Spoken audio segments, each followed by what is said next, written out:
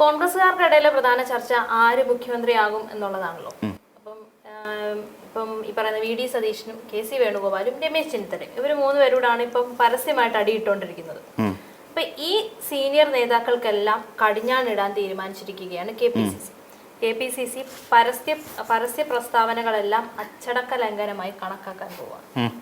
അല്ല നടക്കുമെന്നൊന്നും എനിക്കറിയത്തില്ല, പക്ഷെ ഇതാണ് ഇപ്പൊ തീരുമാനം. കോമഡിക്കിടയിൽ ബഹു കോമഡി എന്നൊക്കെ പറയുന്നൊരവസ്ഥ. സീനിയർ നേതാക്കന്മാർക്കെതിരെ നടപടി പോലും. ഇതൊക്കെയാണ് കോമഡി എന്ന് പറഞ്ഞത്. ഇതൊക്കെ നടപ്പിലാക്കാൻ പറ്റുന്ന കാര്യമാണ്. ഈ KPCC ആരാ? ഹൈക്കമാൻഡിൽ നിന്നാണ് നിർദ്ദേശം കൊടുത്തിരിക്കുന്നത്. ഹൈക്കമാൻഡ് ആരാ? ശൂന്യം. ഈ ഹൈക്കമാൻഡ് എന്ന് പറഞ്ഞാൽ KC വേണുഗോപാലാ. കേരളത്തിന്റെ ഹൈക്കമാൻഡ് KC വേണുഗോപാലാ. ഈ KC വേണുഗോപാൽ എഴുതി കൊടുക്കുന്നതാണല്ലോ പിന്നെ രാഹുൽ ഗാന്ധി പ്രസംഗിക്കുന്നത്. അപ്പോൾ രാഹുൽ ഗാന്ധിയെ കാര്യം പറഞ്ഞ് മനസ്സിലാക്കി കൊടുക്കുന്നു, മല്ലികാർജ്ജുൻ ഖാർഗെയും കാര്യങ്ങൾ പറഞ്ഞ് മനസ്സിലാക്കി കൊടുക്കുന്നു ആരാ? KC വേണുഗോപാലാ. അപ്പം ഹൈക്കമാൻഡിൻ്റെ നിർദ്ദേശം ഇത് ആരെ പൊട്ടനാക്കുകയാണെന്നോ? ജനങ്ങളെ പൊട്ടനാക്കാൻ വേണ്ടിയായിരിക്കും ഇങ്ങനെ അടിക്കുന്നത്. അവിടെ ഹൈക്കമാൻഡിൻ്റെ നിർദ്ദേശപ്രകാരം KC വേണുഗോപാലാണ് ഹൈക്കമാൻഡ്. ആ ഹൈക്കമാൻഡ് KPCC നേതൃത്വത്തിന് നിർദ്ദേശം കൊടുത്തു. ആരാ KPCയിൽ ആരാ നോക്കുന്നത്? നേതൃത്വം എന്ന് പറയാൻ ആരാ? സണ്ണി വക്കീല. ഇത് വല്ല സണ്ണി വക്കീലിന് വല്ല പിടിപാടുണ്ടോ ഇതിനെക്കുറിച്ച്? VD സതീശനോട് സതീശ മിണ്ടരുത് എന്ന് പറയാനുള്ള തൻ്റെ ഇടമുണ്ടോ ഈ സണ്ണി വക്കീലിന്? ഇല്ല. ഇനി അതല്ല, രമേശ് ജിയെ വിളിച്ചിട്ട് രമേശ് ജി അനങ്ങരുത്, തൻ്റെ ഇടമുണ്ടോ? ഇല്ല. KC വേണുഗോപാലിനെ വിളിച്ചിട്ട് വേണുവേട്ടാ മിണ്ടല്ലേ എന്ന് പറയാനുള്ള തൻ്റെ ഇടമുണ്ടോ? ഇല്ല. ഈ പറയുന്ന സണ്ണി വക്കീലിനെ കൊണ്ട് ഇതൊന്നും എടുത്താൽ പൊങ്ങുന്ന കാര്യമല്ല സത്യത്തിൽ. അതാണ് ഇതിനകത്തിലെ ഏറ്റവും ബഹു കോമഡി എന്ന് പറഞ്ഞതാ. എന്നിട്ട് ഈ പറയുന്ന ഈ ഒന്നിനും അമ്പിനും വില്ലിനും എടുക്കാത്ത ഈ നേതാക്കന്മാരെ നിയന്ത്രിക്കാൻ വേണ്ടിയിട്ട് ഒരേ ഒരു വ്യക്തി സണ്ണി വക്കീൽ. ഇനി കൺവീനർ UDF കൺവീനർ അടൂർ പ്രകാശാണ്. അയാൾക്ക് ഇതിനെ കൊണ്ട് വല്ലതും പറ്റൂ? അതും പറ്റത്തില്ല. UDFന്റെ ചെയർമാൻ എന്ന് പറഞ്ഞാൽ VD സതീശനാണ്. UDFന്റെ ചെയർമാൻ എന്ന് വെച്ചാൽ ആ ചെയർമാൻ വേണം ഈ UDFനകത്ത് ഉണ്ടാകുന്ന എല്ലാ അസ്വാരസ്യങ്ങൾക്കും പരിഹാരം കണ്ടെത്തി ഇതിനെല്ലാം നോർമലൈസ് ചെയ്ത് കൊണ്ടുപോകാൻ. എന്നാൽ ഈ VD സതീശനാവട്ടെ എന്താ ഇപ്പം മുഖ്യമന്ത്രി ആകണം, ഇല്ലെങ്കിൽ ഞാൻ വനവാസത്തിന് പോകും എന്ന് പറഞ്ഞുകൊണ്ട് VD സതീശൻ ഒറ്റക്കാലം നിൽക്കുക. UDFനകത്തെ എല്ലാ പ്രശ്നങ്ങളെയും ഒതുക്കി തീർത്തുകൊണ്ട് ഒറ്റ മനസ്സോടുകൂടി ഒരു മുന്നണിയെ നയിക്കേണ്ട ഒരു നേതാവ് സ്വന്തം അണികളെ ഉപയോഗിച്ചുകൊണ്ട് ആലുവയിലും എറണാകുളത്തും കൊച്ചിയിലും അവിടെ മട്ടാഞ്ചേരിയിലും എല്ലാം കൊണ്ട് ഫ്ലെക്സ് അടിച്ചു വെക്കുക. VD കി ജയ് എന്നും പറയുന്നുണ്ട്. ഭാവി മുഖ്യമന്ത്രി VD സതീശൻ.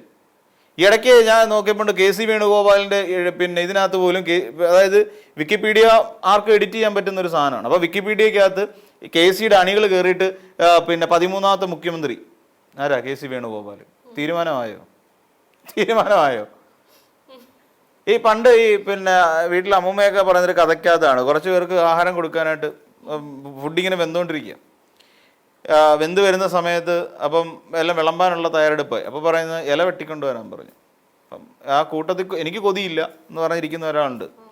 അപ്പോൾ ഇപ്പം പറയുകയാണ് കൊതിയുള്ളവൻ ഇല വെട്ടാൻ പോയിട്ടുണ്ട്, എനിക്കിങ്ങ് താഴെ തന്നാൽ മതി എന്ന്. അപ്പോൾ അതിലാർക്കാ കൊതി? കൊതിയുള്ളവനെ ഇല വെട്ടാൻ പോയത്, കൊതിയില്ലാത്ത എനിക്കിങ്ങ് താഴെ തന്നാൽ മതി. അപ്പം എന്താ അതിൻ്റെ അർത്ഥം? എല്ലാ എണ്ണം കൊതി പിടിച്ചിരിക്കുക. അപ്പോൾ എന്നിട്ട് അവർ പറയാം VD സതീശന് ഭയങ്കര കൊതിയാണ്, കണ്ടില്ലേ പറയാണ്ട് നടക്കുന്നത്. ഇവിടെ ചെന്നിത്തല കാണിക്കുന്ന കോപ്രായം ഈ പറയുന്ന കേരളത്തിലുള്ള എല്ലാവരും കണ്ടുകൊണ്ടിരിക്കുക. കേരള യാത്ര യൂട്യൂബ് ചാനൽ ഓപ്പൺ ചെയ്ത് എന്നിട്ട് ഒരു പാട്ട് ഇറക്കി. പിന്നെ പുഷ്പനെ അറിയാമോ എന്നുള്ള പാട്ടിനകത്ത് രമേശ് ജി അറിയാമോ എന്നും പറയാണ്ട് അടുത്ത പാട്ട് ഇറക്കി. എന്തൊക്കെ കോപ്രായോ സത്യം പറഞ്ഞ് ഇവർ കാണിച്ചുകൊണ്ടിരിക്കുന്നത്. ഇവരെയൊക്കെ നിയന്ത്രിക്കാൻ ഈ സണ്ണി വക്കീലിനെ കൊണ്ട് പറ്റൂ? കൂട്ടിയാ കൂടൂ എന്ന് പറഞ്ഞു കഴിഞ്ഞാൽ സണ്ണി വക്കീൽ അപ്പുറത്തോട്ട് മാറി മൂത്രം ഒഴിച്ചിട്ടേ വരത്തുള്ളൂ. അതാണ് സണ്ണി വക്കീലിന്റെ അവസ്ഥ. പറഞ്ഞതാരാ? ആദ്യം KC വേണുഗോപാലിനെ പൊക്കി പറഞ്ഞ ആരാ? K സുധാകരനാണ്. ഈ K സുധാകരന് മുമ്പിൽ മുണ്ടടിച്ചിട്ടിട്ടല്ല നിൽക്കത്തില്ല ആര്? സണ്ണി വക്കീൽ. കാര്യം എന്താ? ഈ സണ്ണി വക്കീൽ KPCC അധ്യക്ഷനാവാനുള്ള പ്രധാന കാരണക്കാരൻ ഈ പറയുന്ന അല്ലെങ്കിൽ ഒന്നുമല്ലാതിരുന്ന സണ്ണി ജോസഫ് എന്ന് പറയുന്ന ഒരു നേതാവിനെ ഈ പറയുന്ന അവസ്ഥ വരെ എത്തിച്ച ഒരേ നേതാവ് കണ്ണൂരിൽ ഇവർ മറ്റേ അവിടുത്തെ സിംഹം എന്ന് മറ്റേ ഇവരുടെ സതീശന്റെ അനുകൂലികളുടെ വാട്സപ്പ് ഗ്രൂപ്പിൽ വന്നില്ലേ, ആ സിംഹം ഉണ്ടല്ലോ, ആ സിംഹമാണ് ഇദ്ദേഹത്തെ സണ്ണി ജോസഫിന് ഇവിടം വരെ കൊണ്ടെത്തിച്ചത്. അത് മനസ്സിലാക്കണം. ആ സണ്ണി ജോസഫിന് സുധാകരനോട് മിണ്ടാരി എണ്ണാന്ന് പറയാൻ പറ്റുമോ? നീ പോടാവുകയെന്ന് പറയും. നീ എന്നെ നിയന്ത്രിക്കാൻ വരണ്ട എന്ന് പിന്നെ ഈ പറയുന്ന സുധാകരൻ പറയും. പക്ഷെ സുധാകരൻ ഇപ്പോൾ പ്രായാധിക്യം കാരണം പിന്നെ നിൽക്കുന്ന സണ്ണി ജോസഫാണോ VD സതീശനാണോ എന്ന് അറിയാൻ വേണ്ട അവസ്ഥയാണ്. അത് വേറൊരു കാര്യം. അപ്പം ഇങ്ങനെ പറഞ്ഞു കളയും. ഇതുകൊണ്ട് എങ്ങനെയാണ് ഈ മുതിർന്ന നേതാക്കളെ നിയന്ത്രിച്ച് നിങ്ങളാരും പരസ്യ പ്രസ്താവന നടത്തരുതെന്ന് പറയാൻ പറ്റുക? ഇപ്പം പിന്നെ ഒരാൾ പണ്ട് ഇതുപോലെ ഒരു ഓഫീസിൽ പോകുന്ന സമയത്ത് ഒരാൾ ഭയങ്കരമായിട്ട് തെറി പറയും, ഭയങ്കരമായിട്ട് തെറി പറയുന്ന ഒരാളുണ്ട്. അപ്പം ഇയാൾ തെറി പറയുന്ന കൂട്ടത്തിൽ അപ്പം ഒരാൾ വന്നിട്ട് പറഞ്ഞ ഒരു കാര്യം ചെയ്യും, ഇവിടെ ബോർഡ് വെക്കണം, ഇവിടെ തെറി പറയരുത് എന്ന് ബോർഡ് വെക്കണം എന്ന് പറഞ്ഞു. അപ്പം വേറൊരു കക്ഷി ഇവൻ്റെ ഈ തെറി പറയുന്ന ആളുടെ യഥാർത്ഥ സ്വഭാവം അറിയാവുന്ന ഒരു കക്ഷി പെട്ടെന്ന് ഇങ്ങോട്ട് വന്നിട്ട് പറഞ്ഞ് അങ്ങനെ ഒരു ബോർഡ് വെച്ച് കഴിഞ്ഞാൽ അവൻ ആദ്യം ചോദിക്കുന്നത് ഇത് ഏത് ഡാഷ് മോനെ ഇത് എഴുതി വെച്ചിരിക്കും എന്ന് ചോദിക്കുന്നു എന്ന് പറയുന്നതാ കോൺഗ്രസിൻ്റെ അവസ്ഥ. ഇതാണ് ശരിക്കും കോൺഗ്രസിൻ്റെ അവസ്ഥ. അവരിങ്ങനെയൊക്കെ ചെയ്യൂ. ഈ പറയുന്ന ഇപ്പം നമുക്കറിയാവുന്ന പോലെ ഹൈബി ഈഡനാന്ന് തോന്നുന്നു. ഹൈബി ഈഡൻ ഇതിൻ്റെ ചുമതലയുള്ള ആളാണ്. ഈ ഇരിക്കുന്ന പിന്നെ പലരുടെയും മൊബൈലിൽ നിന്ന് അല്ലെങ്കിൽ വാട്സാപ്പിനകത്ത് അങ്ങോട്ടും ഇങ്ങോട്ടും ഭയങ്കര സൈബർ ഇത് നടന്നുകൊണ്ടിരിക്കുക. ഈ പറയുന്ന നമ്മൾ ശരിക്കും പറഞ്ഞ് ഇങ്ങനെ നടക്കുന്ന ഇതൊരു വെർച്വലായിട്ടല്ലാതെ സ്ട്രെയിറ്റ് ആയിട്ട് ഇപ്പം കല്ലേറ് നടക്കില്ലേ എന്ന് പറയുന്ന പോലൊരു അവസ്ഥയിൽ ഇതെല്ലാം ഇങ്ങനെ നമുക്ക് വിസിബിളായിട്ടായിരുന്നെങ്കിൽ, വിസിബിൾ ആവുകയും ഇത് ടച്ചബിൾ ആയി നമുക്ക് ടച്ച് ചെയ്യാനും സെൻസ് ചെയ്യാനും പറ്റുന്ന ഒരു അവസ്ഥയായിരുന്നു ഈ ഈ അറ്റാക്കുകൾ നടക്കുന്ന ഒരു സിറ്റുവേഷൻ എങ്കിൽ നമ്മൾ ഇവിടെ നിന്ന് നമ്മൾ 1 കിലോമീറ്റർ പോകുന്നതിനപ്പുറം നമ്മൾ ഇതുകൊണ്ട് മരിച്ചു വീഴും, നമ്മൾ മരിച്ചു വീഴും.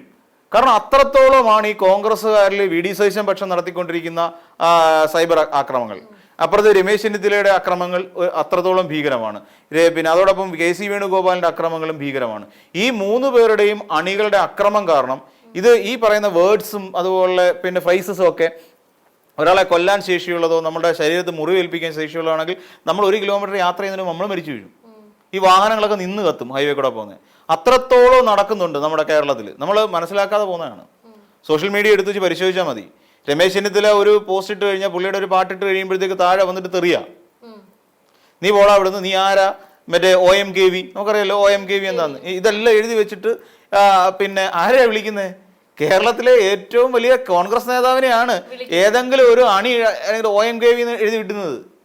അതിന്റെ ഫുൾ ഫോം ഇന്നത്തെ യങ്സ്റ്റേഴ്സിനൊക്കെ അറിയാം, ചെറുപ്പക്കാർക്ക് ഇന്ന് ജെൻസിക്കെല്ലാം അറിയാം, യൂട്യൂബ് ബാൻ ചെയ്യും. അപ്പൊ അത് എന്ത് ചെയ്യും, ഇത് എഴുതി വിടും, OMKV എന്ന് എഴുതി വിടും, അല്ലെങ്കിൽ വേറെ എന്തെങ്കിലും തെറി എഴുതി വിടും, എന്നിട്ട് VDS എന്നിട്ട് 4 ലവ്. അപ്പം ആരുടെ പോസ്റ്റിന്റെ അടിയിൽ ഇടുന്നത്? രമേശ് ജിയുടെ പോസ്റ്റിന്റെ അടിയിൽ ഇടുന്ന കാര്യം പറയുന്നത്. സോ എന്ന് വെച്ചാൽ രമേശ് ജിയെ കോൺഗ്രസ്സുകാർ അംഗീകരിച്ചു കൊടുക്കുന്നില്ല, കോൺഗ്രസിലെ ഒരു വിഭാഗം. ഇനി ഈ പാവം പിടിച്ച പിന്നെ ഇങ്ങേരോട് ചോദിക്കുന്നത്, ഇയാളെന്തിനാ ഇവിടെ വന്ന് കളിക്കുന്നത്? ആര്? കെ സി ഇവിടെ വന്ന് കളിക്കേണ്ട ആവശ്യം എന്തോ? കെ സി അങ്ങ് ഡൽഹി ഇരുന്നാ പോരെ? ഡൽഹി സ്പേസ് ഇല്ല.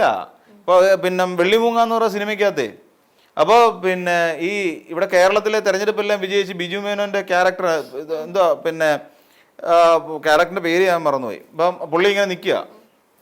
പുള്ളി നിൽക്കുന്ന സമയത്ത് അജു വർഗീസ് ചെയ്യുന്ന ക്യാരക്ടർ വന്നിട്ട് ചോദിച്ച്, ഇപ്പൊ ഈ പുള്ളി ഇവിടെ MLA ആയി, വിജയിച്ച് MLA ആയി കഴിയുമ്പോൾ വന്നിട്ട് ചോദിക്കും, അപ്പൊ ഡൽഹിയിൽ അവിടെ എന്തോ പുഴുങ്ങി വെച്ചിരിക്കുന്നെന്ന്. അവിടെ ഒന്നുമില്ല എന്ന് പറയുന്ന പോലെ ഡൽഹിയിലെങ്ങും ഒന്നുമില്ല, അവിടെ ഒരു സാധനം പുഴുങ്ങി വെച്ചിട്ടില്ല സത്യം പറഞ്ഞ ഇപ്പം കോൺഗ്രസിനെ സംബന്ധിച്ച്. അപ്പോൾ അതുകൊണ്ട് സേഫ് സോൺ എന്ന് പറഞ്ഞു കഴിഞ്ഞാൽ കേരളമാണ്. അപ്പോൾ കേരളത്തിലേക്ക് ഒരു എൻട്രിയാണ് ശരിക്കും കെ സി വേണുഗോപാൽ നടത്തിക്കൊണ്ടിരിക്കുന്നത്. അപ്പോൾ അതുകൊണ്ട് ഇവിടുത്തെ അണികൾക്ക് മനസ്സിലായി കെ സി വന്നു കഴിഞ്ഞാൽ ഇവിടുത്തെ പ്രശ്നം ഉണ്ടാവും, അതുകൊണ്ട് കെ സി എങ്ങനെയെങ്കിലും അടിച്ചോടിക്കണം. അപ്പോൾ കല്ലെറിഞ്ഞ് ഓടിക്കാൻ പറ്റില്ല, കെ സിയെ തെറി വിളിച്ചോടിക്കാനേ പറ്റൂ. ഏതൊരു സിനിമ പലതും ഇങ്ങനെ വരുന്നുണ്ട്. അപ്പോൾ എന്തെങ്കിലും പറഞ്ഞ ഉടനെ തുണി നോക്കി കാണിക്കും, ആര്? ഞാൻ തന്നെ എന്ന് പറയുന്ന പോലെ ഇതുപോലെയാണ് കല്ലെറിഞ്ഞങ്ങ് ഓടിക്കുക. ഇതാണ് ഇപ്പൊ ശരിക്കും പറഞ്ഞ കോൺഗ്രസിനകത്ത് നടക്കുന്ന. നമ്മൾ ഈ സത്യം പറഞ്ഞു കഴിഞ്ഞാല് ഈ കോൺഗ്രസിനെ വിജയിക്കണമെന്ന ആഗ്രഹത്തോട് വോട്ട് ചെയ്തിരിക്കുന്ന ഒരുപറ്റം ആൾക്കാരുണ്ടാവും. കോൺഗ്രസ് ഇത്തവണ 100 സീറ്റൊക്കെ പിടിച്ച് ജയിക്കണമെന്ന് ആഗ്രഹിച്ചുകൊണ്ടിരിക്കുന്ന ഒരുപറ്റം ആൾക്കാർ വോട്ട് ചെയ്തിട്ടുണ്ട്.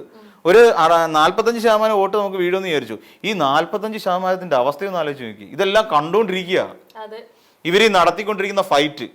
എന്നിട്ട് വേണം ഇനിയിപ്പം മുഖ്യമന്ത്രിയെ തീരുമാനിക്കണം. ഇനി ഈ പറയുന്ന വി ഡി സതീശനോ രമേശ് ചെന്നിത്തലയോ മുഖ്യമന്ത്രിയാകുന്ന സാഹചര്യം ഉണ്ടായെന്ന് വെച്ചോ, ആ മന്ത്രിസഭയിൽ പിന്നെ വി ഡി സതീശൻ കാണത്തില്ലെന്നാണ് എനിക്ക് തോന്നുന്നത്. എനിക്ക് നിന്നെയൊന്നും അനുസരിക്കാൻ വയ്യാന്ന് വി ഡി സതീശൻ തീർത്ത് പറയും. കാരണം എന്താ, ഇവിടെ നമ്മൾ ആലോചിച്ച് നോക്കിക്കോണം. ഒരാൾ ഫൈറ്റ് ചെയ്തതാണ്. സത്യം പറഞ്ഞാൽ വി ഡി സതീശൻ ശരിക്കും ഫൈറ്റ് ചെയ്തു. പിണറായി വിജയനെ പോലെ ഒരാൾക്കെതിരായിട്ട് പുള്ളി നിലപാടുകൾ ഉറച്ചു നിന്നുകൊണ്ട് പിണറായി ആയതാണ്. പിണറായിയെ കണ്ടുപിടിക്കുകയായിരുന്നു. ശരിക്കും പിണറായി വിജയനെ കണ്ടുപിടിച്ചിട്ടാണ് വി ഡി സതീശന് നിലപാടുകളായത്. അതുവരെ അങ്ങനെയൊന്നുമില്ല. അപ്പോൾ പിണറായിയെ കണ്ടുപിടിച്ചുകൊണ്ട് കുറച്ച് റിജിഡായി, സ്റ്റിഫായി കഴിഞ്ഞപ്പോൾ പുള്ളി ഒരു പിണറായി ആയി. അപ്പോൾ പുള്ളി ആ നിലപാടിൽ തന്നെ നിൽക്കും. അതിനുവേണ്ടി ശരിക്കും ഹാർഡ് വർക്ക് ചെയ്ത ഒരാൾ, അതായത് ഇത്തവണ ഭരണം വേണം എന്നുള്ള നിലയ്ക്ക് ഹാർഡ് വർക്ക് ചെയ്ത ഒരാൾ വി ഡി സതീശനാണ്. ശരിക്കും മുഖ്യമന്ത്രിയാകാൻ എൻ്റെ നോട്ടത്തിൽ അർഹതപ്പെട്ട ഒരാൾ വി ഡി സതീശനാണ്, അല്ല രമേശ് ചെന്നിത്തല ഒന്നുമല്ല. രമേശ് ചെന്നിത്തലയൊക്കെ കൂടെ പോവായിരുന്നു. ഒഴുക്കിനനുസരിച്ച് പോവുക. അല്ല രമേശ് ചെന്നിത്തലയൊന്നും ഒരിക്കലും ഒരു ഫൈറ്റർ എന്നുള്ള നിലയിൽ അംഗീകരിക്കാൻ പറ്റില്ല.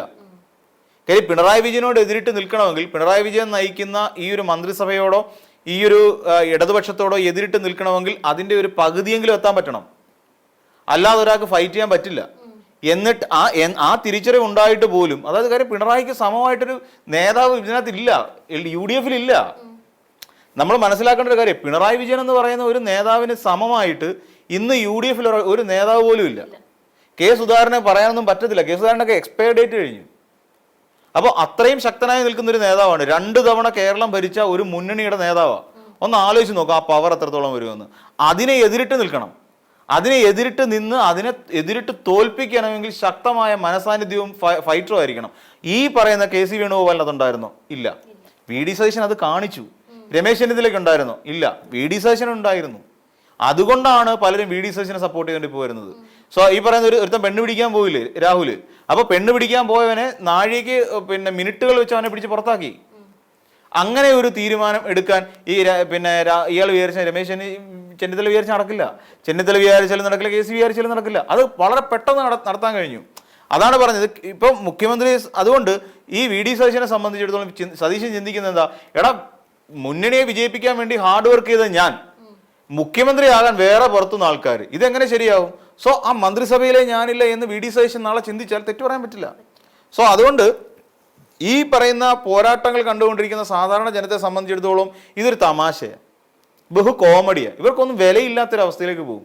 പിന്നെ KPC നടപടി എടുക്കും, ഒരു തേങ്ങയില്ല. KPCയെ കൊണ്ട് അതിനുള്ള പാങ്ങില്ല. ആ പട KPC നേതൃത്വത്തിൽ ഇരിക്കുന്ന സണ്ണി വക്കീലിന് തന്നെ അറിയത്തില്ല. ഒരു ഉത്തരവാദിത്തത്തോടൊരു അവതരിപ്പിക്കാൻ വന്നപ്പോൾ നോട്ടീസിന്റെ പുറകില കണക്കെഴുതിക്കൊണ്ട് വരുന്നത്. അതാ ഉള്ളു ഉത്തരവാദിത്തം. അപ്പോൾ ഇതിനകത്ത് നടപടി എന്നൊക്കെ പറഞ്ഞ് വെറും ഉമ്മാക്കി മാത്രം ഇവിടെ ഒരു നടപടി ഉണ്ടാകാൻ പോകുന്നില്ല. നടപടി എടുക്കേണ്ടവർ തന്നെയാണ് ഈ അലമ്പുണ്ടായിക്കൊണ്ടിരിക്കുന്നത് എന്നുള്ളതാണ് വേറൊരു സത്യം.